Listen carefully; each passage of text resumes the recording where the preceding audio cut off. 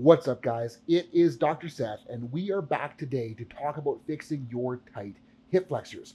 Now, everybody wants to blame tight hip flexors on sitting, and then all they want to do is tell you to spend some time in a couch stretch, which is sweet because if we accumulate enough time in this position with enough stretch intensity, we absolutely can increase hip flexor flexibility. But if we're looking at powerlifters and their tight hip flexors, it's not really addressing the root of the problem, because when we're thinking about why a muscle gets short and gets tight in the first place, if we aren't training a range of motion regularly, we're going to lack strength and we're going to lack control there. If we lack strength and lack control within a range of motion, the brain is going to start limiting us neurologically so that we can't go there, because we don't want to go to a place that we lack control in.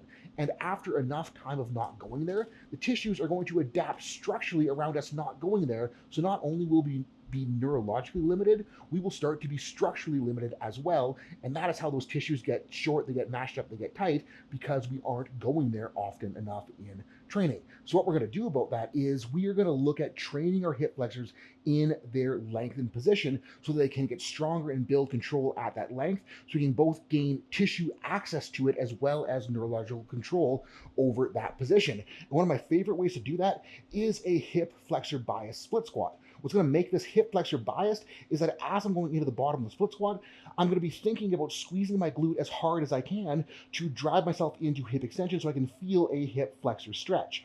Once I have this hip flexor stretch, what I'm going to do is I'm going to try to pull the back foot forward to pull myself up to the top with that hip flexor. So I'm loading into hip flexor length as I go down. I'm pulling up with the hip flexor as I go up. And this is going to start to strengthen that hip flexor at its end range so that we can begin to gain more access to that end range position. Now, the only problem with this is we're a little bit limited in how much we can load it. And the solution to that is finding another way to train the hip flexors at that end range. And one of my favorite ways to do that is with a GHR sit-up. You'll want to set it up pretty long so that the pad is directly under your hips, so that as you lean back, you can focus on squeezing your glutes and getting that full hip extension and exposing the hip flexor in that lengthened position. Once you're at the bottom, all you want to do is find that hip flexor, use it to pull yourself up to the top.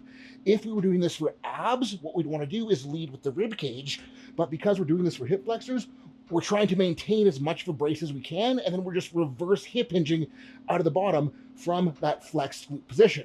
Now, obviously, we can't access as gnarly of a stretch on these as we can with those hip flexor bias split squats, but the awesome part about this is that we can easily add load by grabbing a dumbbell or a kettlebell, and we can make those hip flexors really strong at full hip extension, so we can then have that carry over to strength at squat lockout, at deadlift lockout. But if we're a powerlifter, obviously lockout isn't the only spot that we want our torso and pelvis to be strong.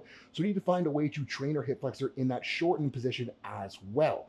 One of my favorite ways to do that is find a way to hook something onto your foot or ankle, whether it be a cable or whether it be a kettlebell like this.